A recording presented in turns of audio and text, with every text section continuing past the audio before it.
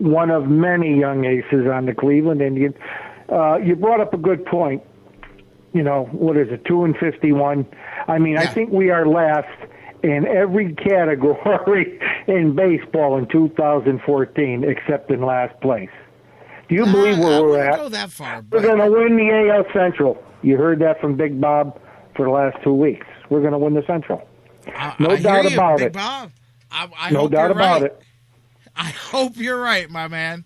Oh, Big Bob's been a baseball fan for a long time. And not only that, I got a little solution for Zach McAllister and Josh Tomlin. Oh, we don't need a solution. I think the Indians found it. They designated him for assignments, and the solution is beautiful. More cowbell in AAA. But you know what I like? You know what I would like to see? I would like to see him and Josh Tomlin just go into Terry's office, and you flip a coin to see which one is going to start, and then the other one finish. You know what I'm saying? So this way you got two starters that hopefully will get one game out of both of them because we still have enough starting pitching. Well, I'll tell you this, and we talked about Isn't that a good idea?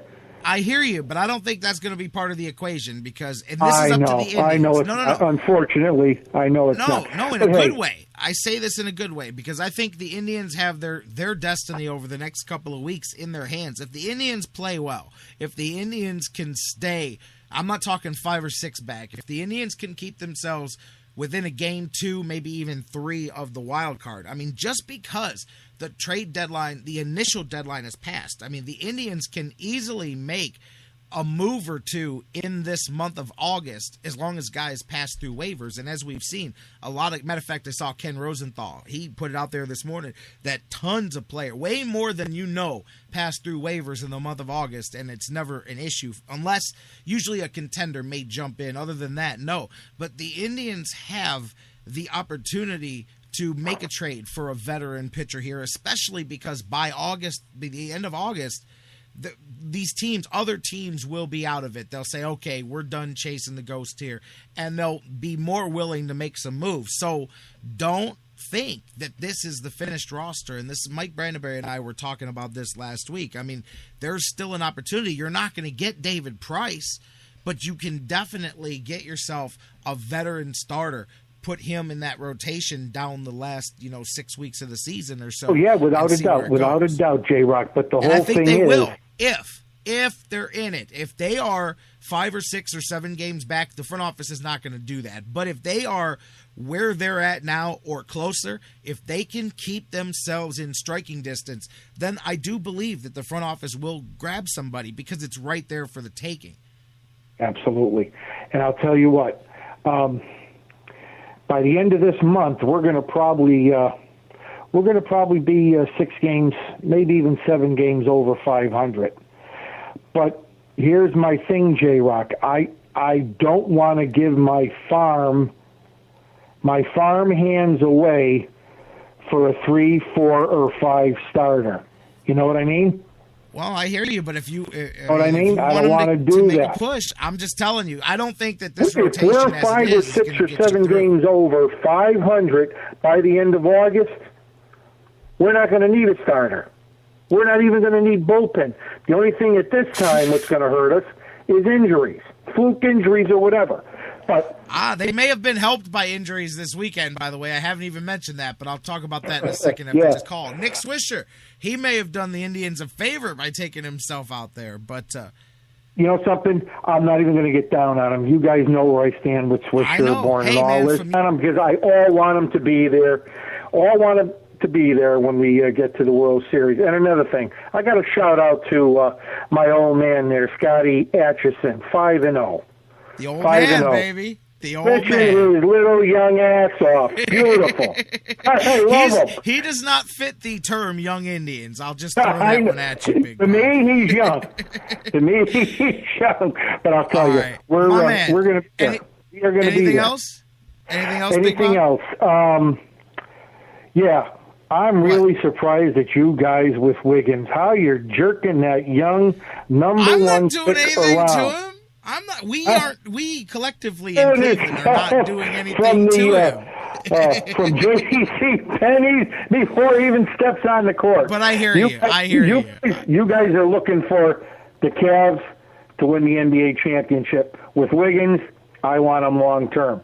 So I do too, but we'll talk about that later in the show. Absolutely, but unfortunately, absolutely. I think the die is cast on that. All Bob, I gotta my man, I say got to is- keep it moving. Thank yeah, you. go Young Indians, baby. You got it.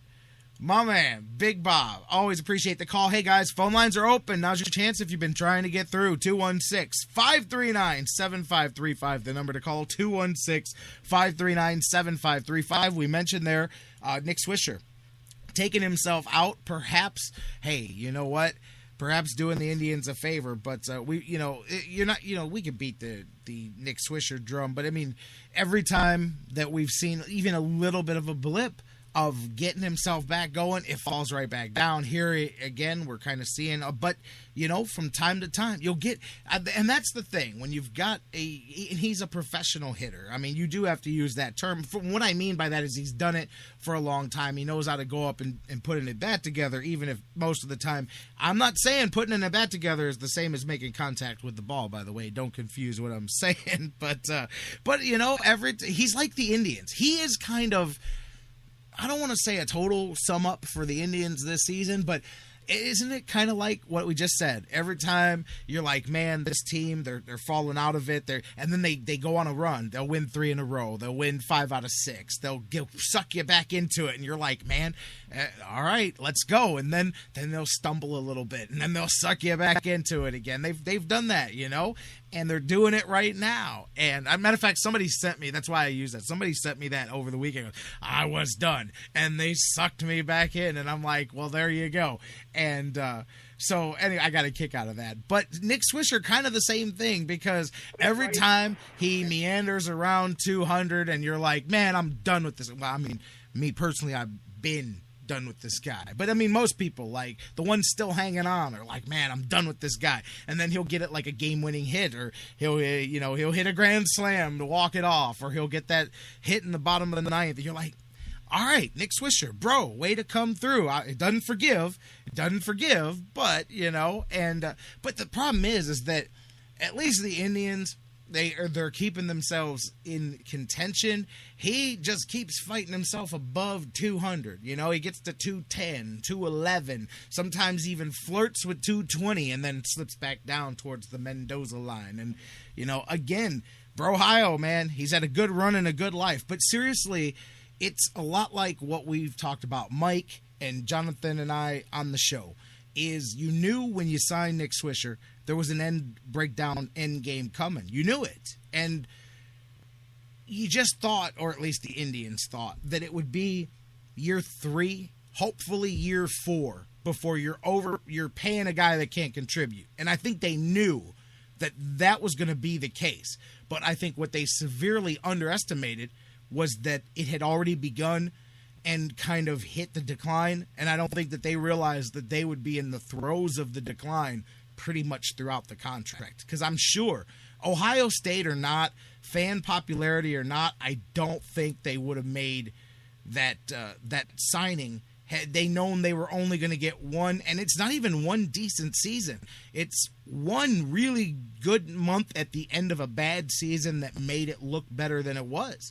So, I really believe that the Indians thought, Mike Brandenburg and I talk about this when in the wintertime last year and when they signed him, the Indians thought, okay, we'll get 2 decent years out of him where he plays to his average. He'll start the decline in probably year 3, and then we'll really be overpaying in year 4 of this thing. But they had no clue that it was coming so quickly. So, and again, the Indians aren't taking him out of the lineup as we've seen. So perhaps fortuitously an injury may have done that work for the Indians. I'm going back to the phones and the callers. Caller, you're next up on the Sports Fix. Yeah, good morning, J-Rock. Good morning. This is my man, Bruce. Yeah. I have a cure for the defense and the attendance. What are we curing here? We're curing the attendance. Okay. Okay, the defense and the attendance. Oh, the defense. We can kill 2 birds with 1 stone. What do you got? Okay, let's move Kipnis to third. Has he ever played third? I have no idea. He's a outfielder turned second baseman, as far as I know. But move him to third. He's slow on double plays. He's hurt us twice yesterday. Many times he's unable to turn a double play.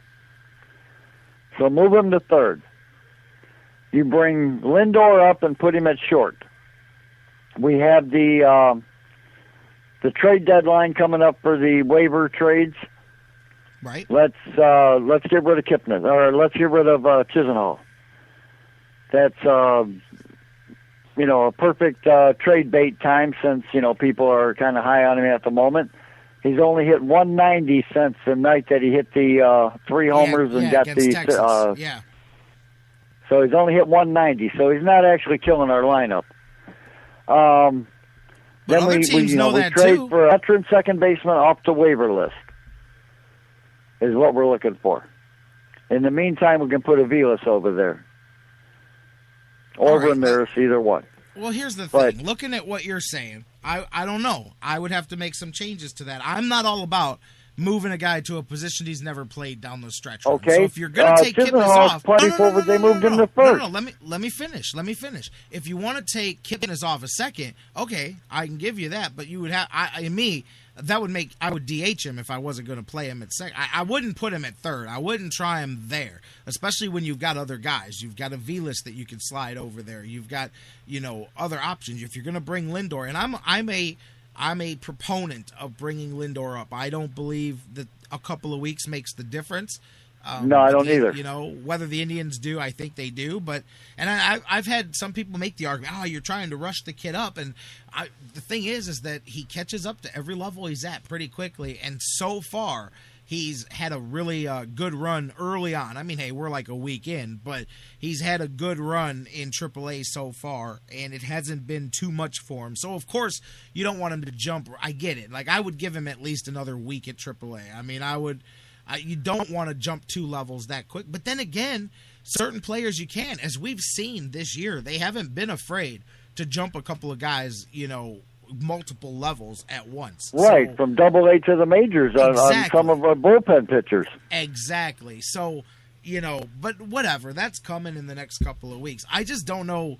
I don't know, and I don't know if Kipnis wouldn't even be worse over there at third. And I've got to say, I mean, you got to think this would be the perfect time to move Chisenhall. But you got to think defensively, and I agree with you there. If you're going to get something, you got to send something out. But I will say to you that just like you and I know that he's hit 190 since the high point of his season, right. Everybody else knows that too. So I don't know how valuable the first half of his season is until he does it again. I think Chisenhall actually has more trade value if he goes out and repeats even close. I mean, obviously he's not going to repeat the level he was at, but because right now you got just a small sample size. But I'm with you. That is trade bait. That's something you can dangle out there, And hey, Walters, I know you looked at him as just nothing that we picked up in that trade, and I know we're only talking about one game, but the kid has hit at AAA home runs. He's a power hitter